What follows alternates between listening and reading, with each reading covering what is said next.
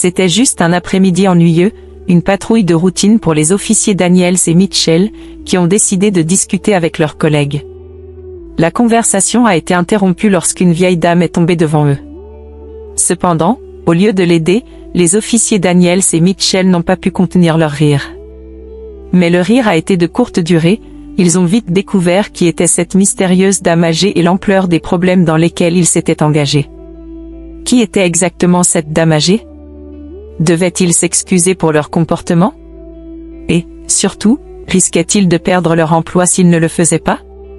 Avant de commencer, aimez la vidéo, abonnez-vous à la chaîne si ce n'est pas encore fait et activez la cloche pour ne manquer aucune nouvelle histoire.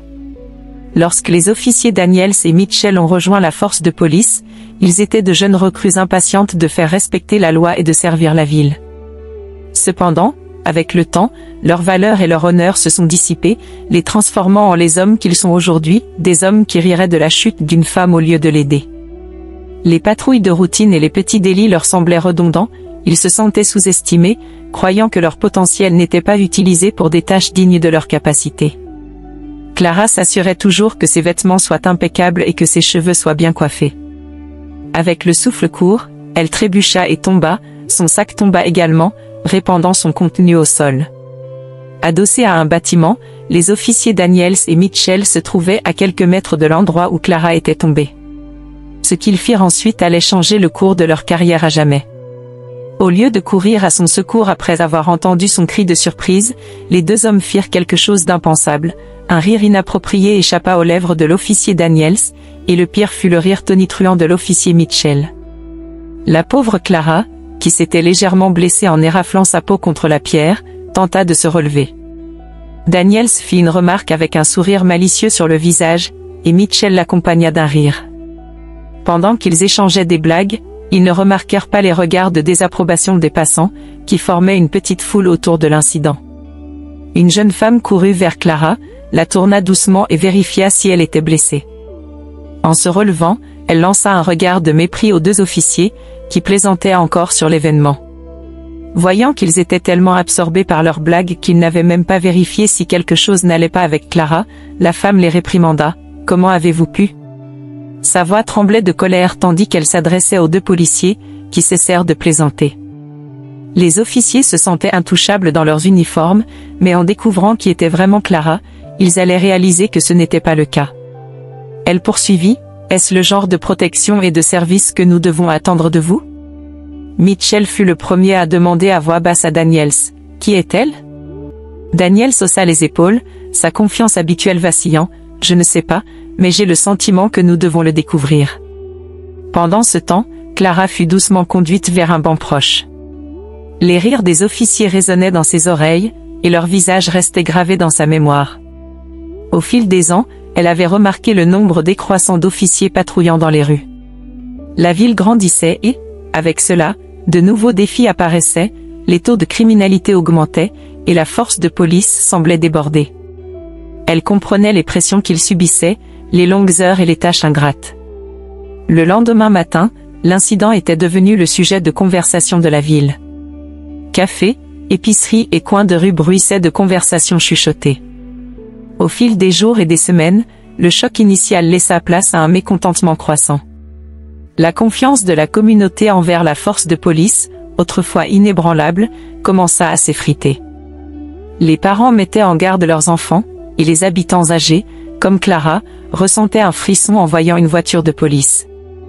La ville avait une riche histoire de vénération pour ses officiers, qui étaient vus comme des héros, des protecteurs de la paix et des défenseurs de la justice. La ville regrettait la perte de l'image impeccable de la force de police, aspirant à un temps où les officiers étaient des symboles d'espoir et de confiance. Lorsque les officiers Daniels et Mitchell arrivèrent au département le lendemain, l'atmosphère était remarquablement différente. La conversation matinale habituelle était absente, remplacée par un silence lourd. En se dirigeant vers leur bureau, ils sentaient le poids de nombreux regards sur eux. Les habituels signes de reconnaissance avaient disparu, remplacés par des regards froids et distants. Au fil de la journée, il devint clair que Daniels et Mitchell avaient été étiquetés comme la honte du département. Leurs actions ne les avaient pas seulement humiliés, mais elles avaient également jeté une ombre sur tout le département. Le poids de la situation pesait lourdement sur Daniels et Mitchell. Leur indifférence initiale s'était transformée en une anxiété constante. De retour à leur bureau, les officiers allumèrent immédiatement leurs ordinateurs et accédèrent à la base de données de la ville, dans l'espoir de trouver des informations sur Clara. Malgré leurs efforts acharnés, l'identité de Clara restait insaisissable. Elle était comme un fantôme, présente dans leurs souvenirs, mais absente de tous les registres. Épuisé et sur le point d'abandonner, Daniels décida de faire une pause et erra dans les archives du département. Au milieu des étagères poussiéreuses et des vieux dossiers, un journal jauni attira son attention. Curieux, il commença à feuilleter le journal, sentant qu'il avait peut-être trouvé une pièce cruciale du puzzle. Avant tout, commentez ici de quelle ville vous regardez cette vidéo afin que je vous envoie un salut, et laissez votre like, car cela m'aide beaucoup. Rapidement, Daniels retourna à la table partagée, tenant fermement le vieux journal entre ses mains.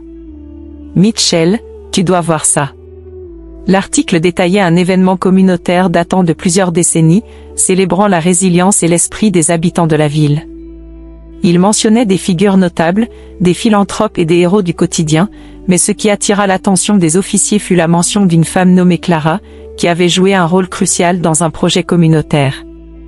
Les détails correspondaient à la description de Clara, et la chronologie semblait cohérente.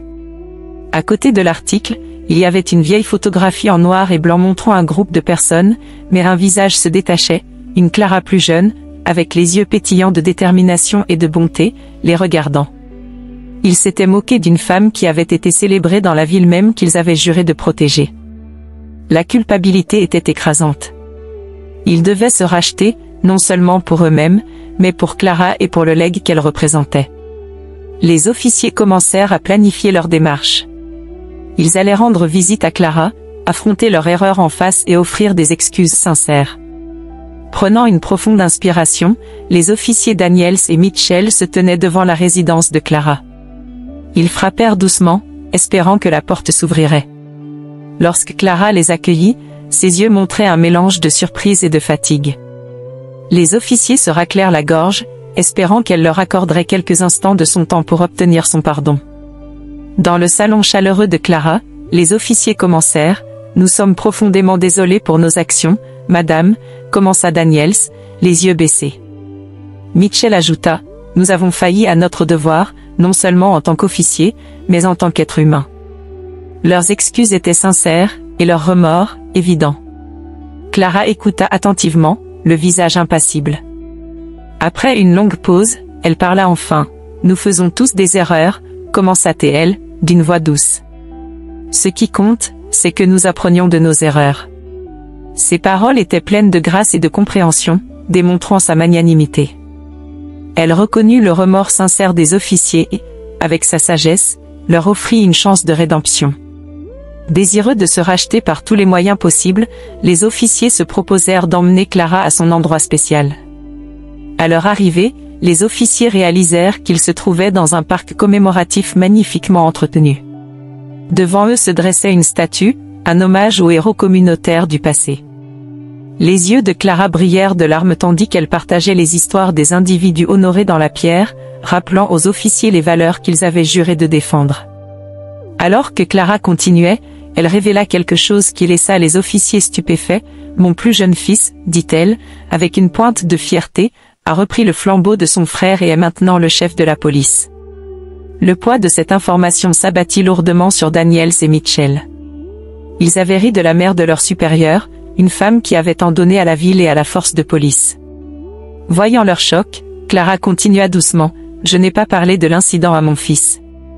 Je croyais que vous réaliseriez votre erreur et viendriez vous excuser. » Sa foi dans la bonté inhérente des hommes et dans la possibilité de rédemption était évidente. « Tout le monde peut se perdre, dit-elle doucement, mais il n'est jamais trop tard pour retrouver le bon chemin. » Tête baissée, ils firent une promesse silencieuse à Clara, à son fils héroïque et à eux-mêmes.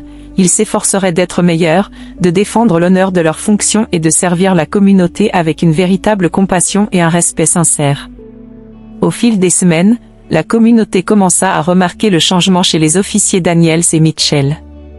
Leurs efforts sincères pour se racheter et leur dévouement à leur fonction commencèrent lentement à reconstruire la confiance qui avait été brisée. L'histoire des officiers Daniels et Mitchell devint un phare d'espoir pour la ville, rappelant à tous qu'il n'est jamais trop tard pour corriger ses erreurs et retrouver le chemin de l'honneur. N'oubliez pas de laisser votre like, de vous abonner à la chaîne, et merci d'avoir regardé jusqu'ici.